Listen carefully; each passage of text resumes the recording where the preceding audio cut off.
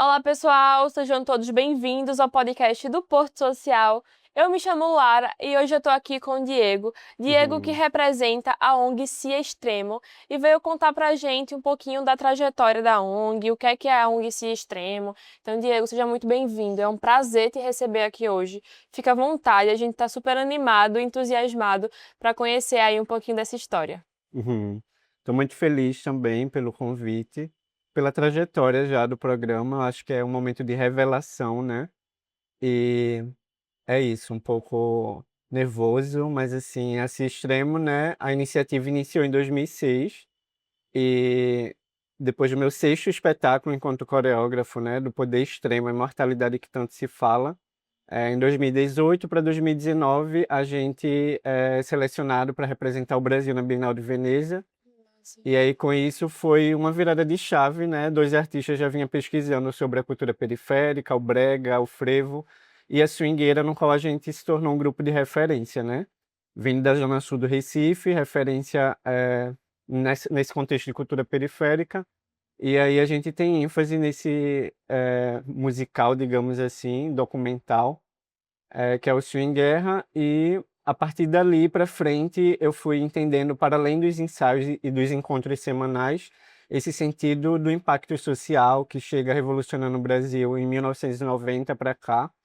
E aí eu fui me deparando com as realidades que eu não conseguia ver, né, por mais que a região metropolitana se movia na juventude para acessar o Ibura nos ensaios semanais, e foi aí que eu consegui entender esse contexto do trabalho altruísta, né? E aí fui junto com a representação desse extremo, mas entendendo na prática o que era o voluntariado, a importância dessa presença, dessa escuta ativa, e com isso eu me considero um artista com brand junto, porque a marca veio junto comigo, mas que existe dezenas e centenas de pessoas que foram alcançadas com esse trabalho desde 2006 para cá, e é isso. Eu acho que é um momento de maturidade, mas que bom que entre tantos grupos que desistem no caminho pela sobrevivência e por ser tão difícil às vezes ter esse reconhecimento, acho que a gente está nessa transição de liderança comunitária, de representação territorial também, para que a gente consiga trazer as histórias e memórias, né, de muitas lutas que vieram lá do Ibura, mas sobretudo transformando no modelo para outros territórios e a nível nacional, porque o trabalho já leva a gente para essa representação. Me conta mais detalhes aí, que eu fiquei curiosa. Já Uhum. começasse o episódio aqui falando que vocês foram se apresentar em Veneza, que incrível. Sim. Me conta aí um pouquinho de como foi isso, até vocês, né, chegarem até aqui. Existia competições de swingueira, né? E aí, quando a gente vinha com o troféu, chegava lá na UR1, que se considera o central lá no Ibura, a comunidade vibrava junto, como se fosse campeonato de futebol, mas era na dança, no movimento. E eu acho que, enquanto coreógrafo, eu consegui ter umas habilidades a mais nesse trabalho, que a arte pode ser muito um elo de mediação de conflitos Sim. e de potencializar. Eu não me conformava com esse sentido de fazer parte do terceiro setor só mostrando sofrimento ou esse lado de vulnerabilidade constante, mas a gente, para além do assistencialismo, acho que enquanto ONG agora é o sentido mesmo de despertar da consciência no contexto da educação e do empreendedorismo, social com impacto, né? Então isso eu acho que o programa foi uma renovação de fôlego que eu já falei, e eh, só consigo falar depois que eu vivencio. Eu acho que esse programa, por tantas demandas, outras que a gente precisa estar distribuído, eu consegui e venho conseguindo me adaptar às agendas, aos encontros online e presenciais. E aqui estou mais seguro. E tem feito a diferença. Aham, total. E aí, como é que vocês estão hoje? Né? Entendi todo o movimento de anos atrás. Hoje, como é que funciona o grupo? Como é que funciona a rotina de vocês na prática? Me conta aí um pouquinho. Enquanto diretor, né, dos projetos, gestor de projetos, eu consegui me distribuir com outros coletivos e entender as dificuldades, né, tendo a minha formação também em relações públicas. Esse contexto de gestão pública, para mim, me trouxe na comunicação, não só no sentido de estratégias antes do business, que agora fica mais claro para mim, é o sentido vivo do ecossistema, que é presenciar, vivenciar e trocar, entender em outras ONGs, como a ONG Etapas, por exemplo. Vim numa parceria já, que foi eles que fizeram a mediação para eu chegar na Unicef também, que é até a foto que a gente vai falar mais à frente. E a partir dessas trocas e dessas vivências, a gente entende outras gerações que vieram antes da gente, né? E assim ficando mais claro que a gente atende crianças, adolescentes, jovens, adultos e idosos. Porque eu vim Público geral. aprendendo sobre acessibilidade com a minha avó, que teve problema ósseo, né, de osteoporose, tipo, rompeu o fêmur só descendo uma calçada. Então, acho que nessas ausências que iniciam os projetos sociais, ou de dores ou de luto, é que a gente veio se fortalecendo. Mas, assim, na prática, a gente alugou casa normal para poder se tornar uma sede, uma Sim. locação de 2023 e 2024, trabalhando a cada em 2 anos. E aí, em 2023 e 2024, a gente recebe 2 estagiárias de ciências sociais, voluntária, né, que estava prestes a se formar na UPE. E aí, com isso, ela conseguiu aplicar formações para a equipe de gestão que estava já funcionando voluntariamente na nossa ONG. E aí, a afirmação mesmo na frente da CIA, que vem o ONG, né? Foi esse contexto da gente entender na profissionalização, né? E de transformar também um método vindo da arte para seguir a história sem deixar para trás o sentido do acolhimento, da escuta, de pessoas que tinham dificuldades com a passagem para poder chegar, acessar o Ibura, pessoas que vinham de Olinda, de Casa Amarela, e vários outros lugares, e era muito mais viciante esses encontros enquanto projeto social, que me fez acreditar que poderia se transformar numa grande organização ou instituição, que é esse o sentido, e agora fica muito mais claro para mim. Mas, de início, muitos ficaram achando que não era possível, só que era muito melhor, até empresas CLT que eu trabalhei grande, como a CA, por exemplo, eu consegui trazer essas práticas coletivas de equipe, aplicando, né, nas pessoas que não tinham acesso à universidade, por exemplo, e entendia que era um sentido de existência, né? Um sentido de estilo de vida para além da dança mesmo. O que hoje a gente pauta muito a questão da saúde mental, e aí começando todas as atividades com meditação, com alongamento, Que massa. levando para o contexto de discernimento mesmo da vida, mas que é o sentido da gente querer agora uma estrutura como uma sede física, porque a gente entendeu nesses aluguéis e pessoas que, para além do network, seguiu dando as mãos e apoiando o projeto depois do filme, e ampliou aí esse sentido de que a gente pode ser um ecossistema inovador no terceiro setor. Então, a partir desse destravar que eu digo 2018, 2019 com o Swing Guerra, veio o sentido de agência de comunicação, a Matarazzo Brasil. Então, Matarazzo é o meu nome artístico e eu trouxe isso como um brand também de expansão para que a ONG tivesse uma comunicação como meio de valorizar, cuidar, né, o sentido de curadoria também para os produtos e serviços. Então, dá para conciliar o sentido de gerar emprego com esse sentido da comunicação, do desenvolvimento de artistas independentes que hoje tem muitos maiores que eu, até com 300 mil seguidores e afins, dando continuidade ao que aprendeu nesse extremo, mas que eu precisei me ausentar um pouco desse contexto da dança, do palco, e aí encarando que a sala de aula é também um palco para que a gente consiga performar, não de forma superficial, mas com metodologia, né, Uhum. com discernimento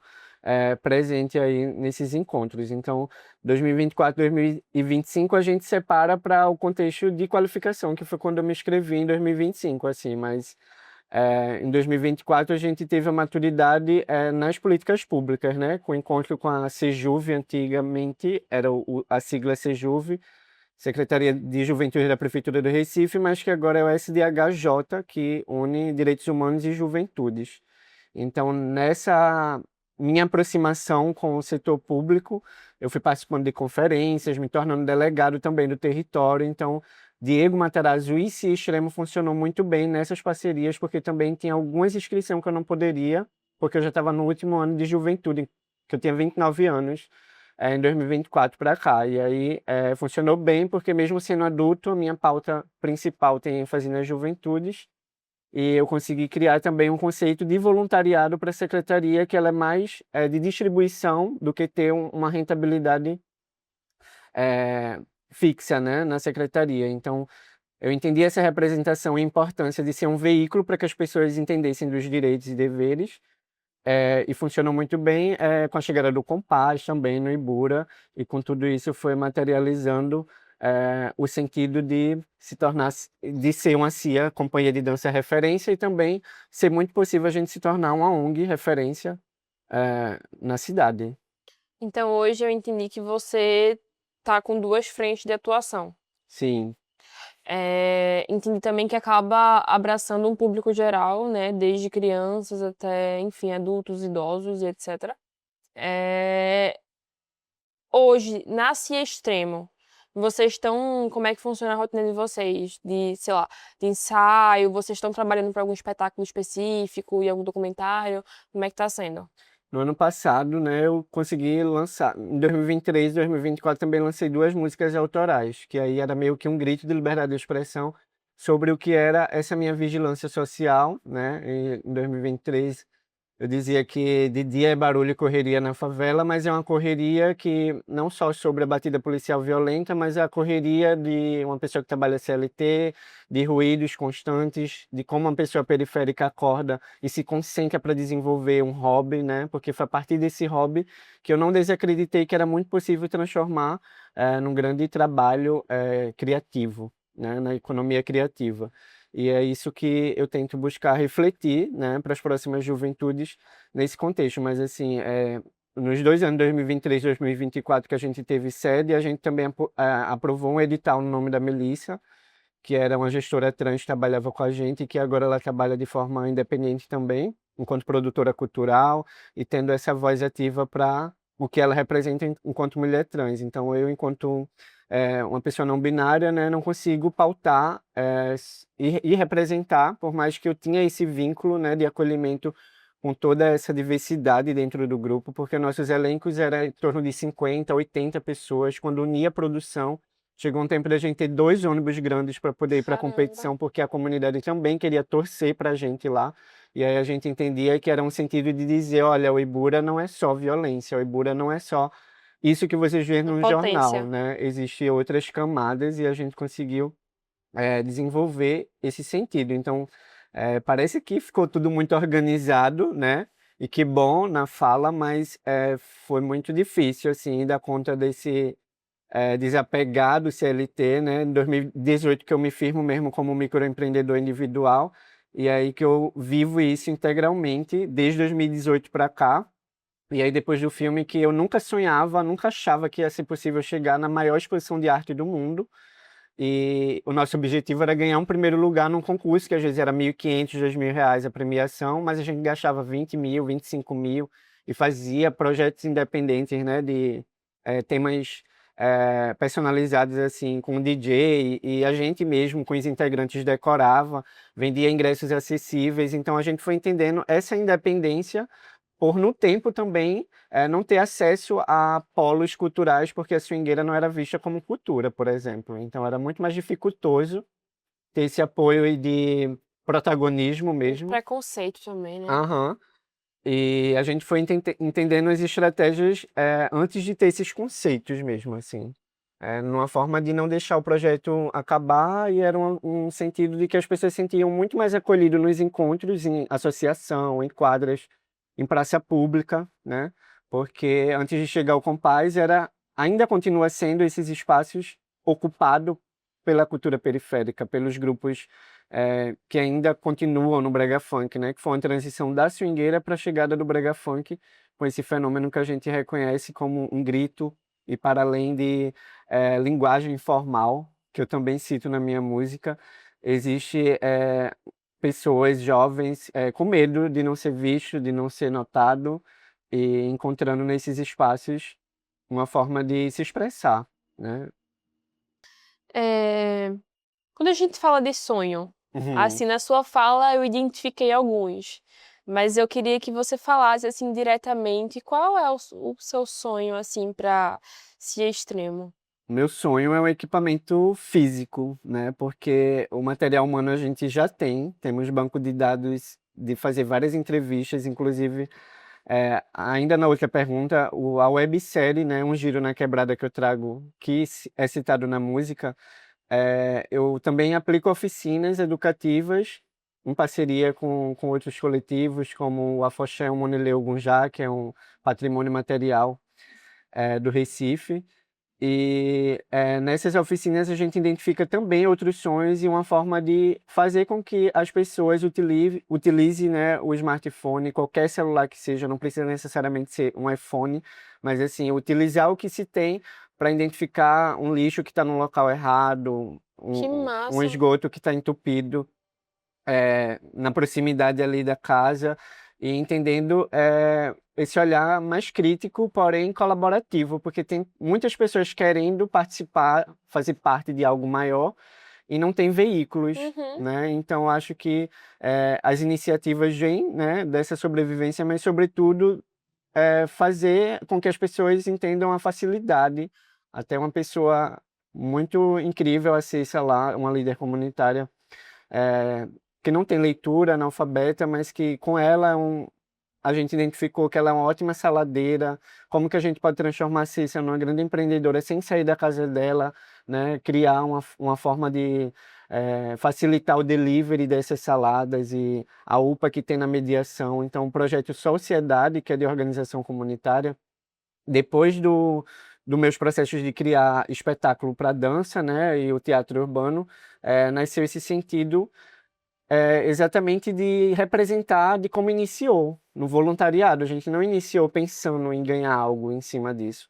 E aí o Sociedade teve até uma parceria em 2022 que foi a questão das chuvas, né?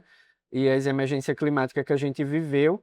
Eu escrevi no Transforma Brasil e a gente recebeu uma quantidade de cesta básica para poder ser um apoio lá dentro do território e também umas roupas bem selecionadas que eu já vinha pensando em trabalhar com a moda circular e a gente transformou também em figurino. Então tem calças que eu recebi no Transforma Brasil que peguei para mim para lembrar sempre dessa memória e transição da minha carreira, digamos assim, enquanto empreendedor que tinha uma relação com o administrativo, nesse sentido mais do setor privado, e eu acho que a Casa Zero, o sentido aqui dessa estrutura física é o que eu finalizo nesse contexto de sonho, que é possível a gente debater esses assuntos que não são soltos, né? E eu acho que o CEO da Rede Muda Mundo, Fábio Silva, traz muito esse contexto de que não existia um nome, uma nomenclatura, quando ele identificou nessa transição profissional da carreira Sim. também, para que pudesse ser possível a gente estar aqui hoje, né? E trocando e entendendo que é muito importante e é o futuro já presente de uma transformação que a gente já vê real. Então, acho que 2025 para 2026 agora, eu tenho focado também na minha carreira independente como artista pop com raízes periféricas e trazer esse sentido de um grande balé me acompanhando, mas que vou lançar também um álbum visual com 14 músicas e vou transicionar sobre os ritmos, então eu já sei bem o sentido do corpo, do desenvolvimento corporal em palco, em cena, mas que eu venho identificando que já alcancei o teto nesse contexto da periferia e que agora a gente precisa alcançar outros festivais maiores, né? Então, a parceria com a Unicef também me permitiu isso lá na, num festival de juventude do Recife, que a gente precisou escrever e precisava ter também músicas autorais, que foi quando eu lancei as duas músicas. Uma se chama Batida e a outra Agressividade. Inicialmente foi no brega funk, mas eu também trouxe uma narrativa de que essa música, Batida, pudesse ser pedagógica. Aham. Então eu aplico ela de forma muito pedagógica. Muitas crianças ficam tipo meio tímidas porque não escuta de repente algumas palavras que geralmente está presente no brega funk, mas que o beat torna isso muito familiar e trazendo outras camadas, né, para as próximas etapas assim. Então eu acho que é, saindo dessa formação a gente vai estruturar o estatuto que já está pronto e agora eu posso me considerar com equipe jurídica, contábil também, e essas pessoas estão prontas para poder tocar a ONG Se Extremo e eu conseguir respirar Já vou pegar gancho na tua fala, que era a próxima pergunta que eu ia fazer. Que assim, você trouxe muita informação, o movimento que vocês fazem de fato é muito grande, faz barulho, Uhum. impacta muita gente também, com certeza. Mas eu queria saber quem tá por trás disso. Porque não tem como ser um eu-keep, né? Sim. Então, como é que funciona do lado de cá, né, da cozinha da casa? Quantas pessoas fazem tudo isso acontecer? Comigo são 5 pessoas, então eu distribuo no intersetorial. E Falta abraço. é o quê? Falta abraço. Sim. Mas a gente identifica que por essas pessoas também as redes que elas já alcançam porque uma advogada já tem muitas relações de São cinco amigos que se pessoas, mas cinco desenvolveram. pessoas super articuladas. É, uma psicóloga que tem vários outros amigos que estão se formando também Bom, nesse contexto. aí Então, cria rede. é, então eu consigo ver essa expansão, mas que sendo possível, enquanto agência também gerar essa rentabilidade para ter um Aham. trabalho integral na comunicação e por essa comunicação assertiva a gente conseguir expandir as doações e o contexto do impacto social no compromisso social que a gente já faz, né, há muito tempo. E você consegue mensurar quantas pessoas já passaram pela jornada de vocês ao decorrer desses últimos anos? Em 6 espetáculos que eu fiz, né, foram em torno de 50 a 80 integrantes, mas que tinha produção, né, eu acho que a gente ultrapassa uns 2.000 pessoas alcançadas diretamente, assim. E de pessoas que querem retomar, mas que a pauta do eixo que eu vinha representando era de renda, né, junto da Secretaria de Juventude. E esse trabalho digno, ele precisa, eu vou retornar no território para poder potencializar o que a gente levantou no diário de campo, que a gente chama, que é o Sociedade de Organização Comunitária. Então, todos e todas e todes chegam como voluntariado e identifica o plano de carreira no ecossistema conforme vai se familiarizando, né? Porque existe projeto para o turismo periférico, que é um projeto novo que eu venho trazendo, o ITP, Ibura Turismo Periférico. Então, como fazer que gringos e pessoas de fora que já acontece isso, acesse o centro, mas que também identifique uma outra temperatura de desenvolvimento dentro das quebradas, né? Então, o Giro na Quebrada também representa esse sentido de que o Recife ele tem essas outras temperaturas e camadas que precisam ser acessadas e continuar a ser desenvolvida. A gente já está se encaminhando para o final, mas eu queria que você pudesse, assim, né? Eu identifiquei na sua fala que hoje o principal desafio que vocês acabam enfrentando, assim, na execução, né, da CIE Extremo seria o espaço físico, Sim, né, de ter um local próprio de vocês para conseguir, né, executar os ensaios, as atividades. Mas tirando esse aspecto do espaço físico, qual foi o principal desafio que você já enfrentou ao decorrer dessa jornada? acho que enquanto indivíduo, né, porque um coletivo não fica bem se o indivíduo, a mente criativa não esteja bem. Não que eu estivesse me cuidando agora que eu estou focando realmente nisso. Parece que eu vim de uma grande guerra e foi também, conforme a simbologia do filme. Mas esse multidisciplinar que eu trago enquanto um artista multidisciplinar levou tempos, né? Mais de 15 anos na cultura, na arte, e a arte nunca soltou minha mão, por mais que eu queria apagar tudo. Em algum momento a pandemia me trouxe esse colapso assim de sensações. E quando eu trago na performance Poder X, que é um próximo livro que eu venho trazer como um norte de autobiografia, mas que não é tanto uma autobiografia assim, porque integra muitas histórias e eu ter recusado também não ir para a Bienal de Veneza, ter deixado uma mulher trans preta, para além do gênero, representar a cidadania e o que ela faz de desenvolvimento também no território, que é Eduarda Lemos.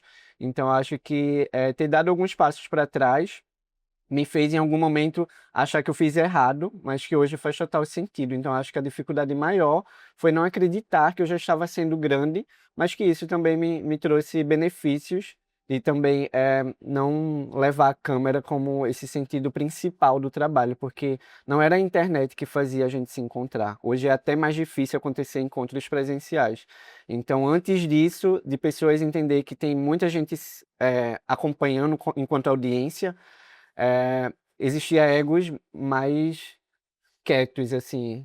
Então, eu acho que É um momento de muitos ruídos, de muita comunicação acelerada, mas de como a gente consegue também minimizar esses ruídos para que a gente se reconheça como comunidade, como família também, porque são pessoas que não têm uma família sanguínea e que se vê muito mais família num projeto social do que uma família que se partiu por questões de Uhum, justiça climática, de barreiras que caíram e de que foram dissipando, e aí o fôlego foi voltando quando eu identifiquei que também em algum momento a gente não vai ter uma rede de valores tão grande assim enquanto família sanguínea, né? com certeza. E aí é esse sentido de esperança dançante que eu cito também nas minhas falas, porque a dança, em algum momento eu achei que ia abandonar, mas é o que mais me levou para ter essa força de renovação. Então acho que a dificuldade às vezes é a gente achar que está ficando para trás por uma aceleração de mudanças, e eu fiz muito como era para ter sido feito mesmo, porque o filme foi muito colaborativo, né? Eu estava direcionando câmeras que nunca tinha tido um curso para aquilo, mas que a obra que ia ser para um concurso, para uma quadra, eu tinha que direcionar junto com os outros dois diretores, a Bárbara Wagner e o Benjamin de Burca, com elevações de câmera para entender o que ia formar naqueles desenhos ali, de forma cênica e harmônica, né? Então, acho que esse trabalho colaborativo é difícil, mas que não é impossível de acontecer, que é onde onde eu trago no livro de que é menos hierarquia e mais responsabilidades. Quando a gente entrega a responsabilidade e diminui essas hierarquias de certificados, né? Então, na nossa metodologia, a gente não identifica quem é que é formado em quê. A gente identifica no que se identifica na motivação diária para que Nas aconteça. potencialidades, né? Sim. Diego, agora eu gostaria que você falasse um pouco sobre essa foto, né? Na sua fala, eu também já fui pegando algumas coisinhas que você citou sobre a Unicef, etc. Mas eu queria que você falasse um pouco mais sobre esse momento, o que foi que aconteceu nesse dia, o que é que essa foto aqui representa para você. Essa foto que termina sendo um corpo só, né, de braços Sim. interlaçados, de cores vivas, tem referência ao pop art, que foi um movimento bem importante nos anos de 1960 e 70 no Brasil. E depois da pandemia eu trouxe esse sentido de performance, porque eu já tinha o trauma de não ser reconhecido como uma cultura para estar em determinados palcos. E deu muito certo essa criação porque se transforma no pedagógico, na comunicação e na representação territorial. Então a gente traz aí essa crítica social e política numa performance que não é coreografada do início que começa, né? O minuto ali da performance até o último momento. A gente chama de elementos poder X também que acontece, que são placas que são levantadas, intervenções artísticas que acontecem, e a Unicef avaliando a gente como esse grupo qualificado para estar nesse ambiente, né, institucional, foi uma renovação de força, assim, também, para uma transição de uma arte que não pode morrer, de uma arte que tem muitas linguagens e muitas representações de vidas que vão se integrando, e é isso. Eu acho que o que representa é esse bura de oportunidades que o próprio festival por si só fala, e também me desafiei, eles me botaram como um mestre de cerimônia nesse dia. Então, agregou muito para o que eu vou trazer agora para o meu livro, que é começar palestrante e concluir com uma performance corpo em cena, porque aí, depois da coreografia, fica mais difícil de E se você expressar acaba falando. sendo multifunções, né? Você, Sim. desde quando a gente começou aqui o episódio, Uhum. você faz de tudo um pouco. Desde estar no palco, desde organizar as câmeras, desde escrever um livro, compor uma música, enfim, ser um líder para tantas e tantas pessoas. Então, como Uhum. é que tu consegue? Dia tem que ter 48 Yoga, horas. meditação constante, alongamento todo dia.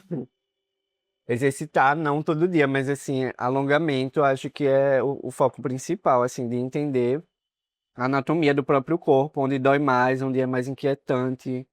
Eu falo também até no aspecto mental, Sim. sabe? Acho que dar conta, assim, de tantas frentes, é, e estar com pessoas que você sabe da história de cada um, aí você tem um peso naquilo ali também, porque você sabe que se você vence, aquelas pessoas ali vencem junto com você, sabe?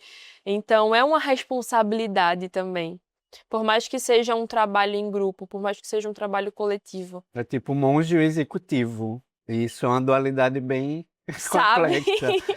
Mas é isso, porque às vezes quando eu tô para representar só esse extremo, sem ser Diego Matarazzo, por mais que o indivíduo tá junto, eu termino trazendo na sensação mesmo do que está sendo levantado, intervenções um pouco agressivas, mas não nunca sendo antiético, porque é ainda não vendo certas inclusões, de ver uma trans dominando um projeto, uma empresa, e tipo, a gente traz esse protagonismo no nosso grupo, então a gente precisou criar uma rede de protagonistas, porque ampliando isso e também, tipo, eu comecei a me questionar, eu quero ser um artista pop, porque eu também não tenho tantas referências, queria ter conhecido Cazuza e, tipo, me alimento dessas músicas também, minha família me apresentava muito essas culturas musicais também, tanto que é só uma única tatuagem que eu tenho, a clave de sol. Minha avó dizia, nunca apague essa lagartixinha. Pra ela era uma lagartixa que eu tinha no ombro.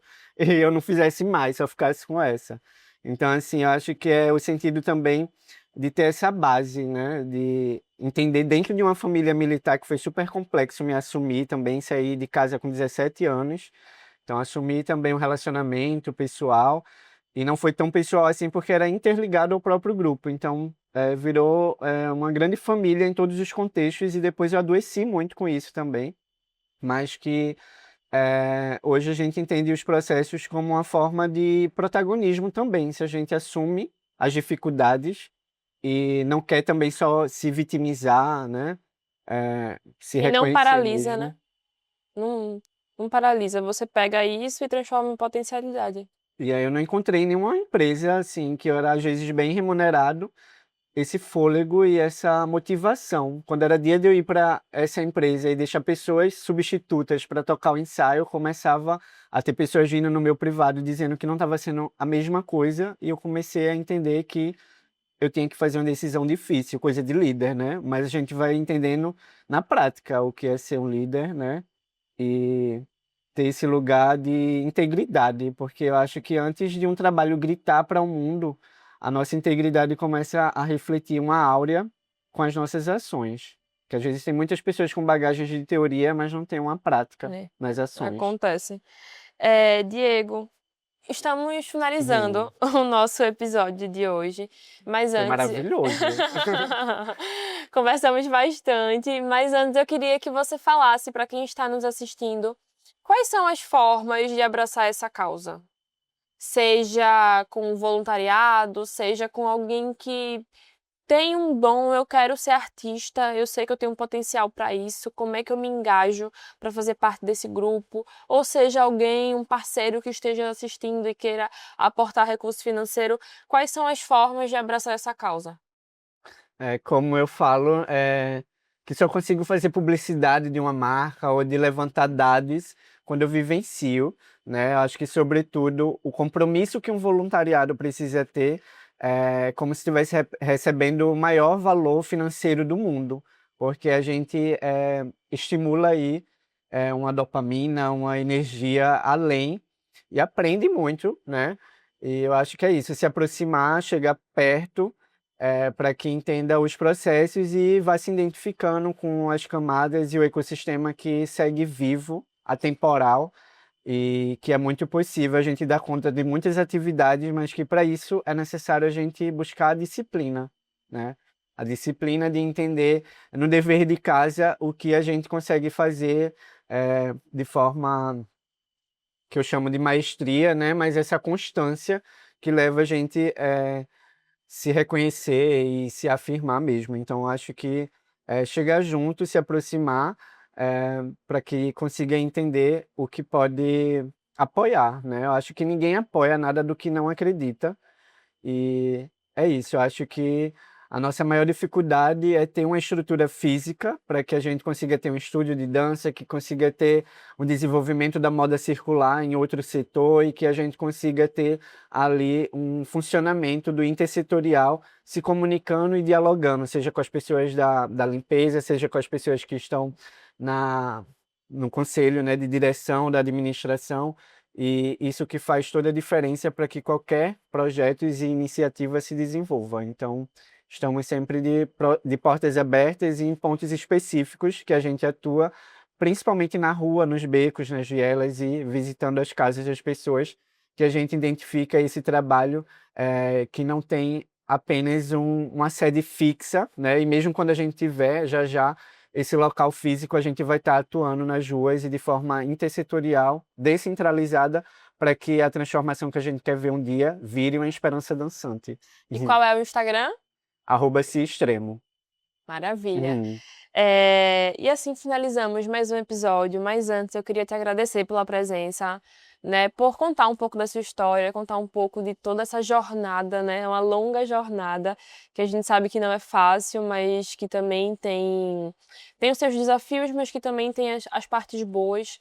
Então, acho que você, mais do que ninguém, sabe do poder de transformação que você teve na vida de tantas pessoas que passaram pela jornada da Cia Extremo, hoje também dessa parte de comunicação. Então, eu queria também te parabenizar pelo trabalho que você vem realizando.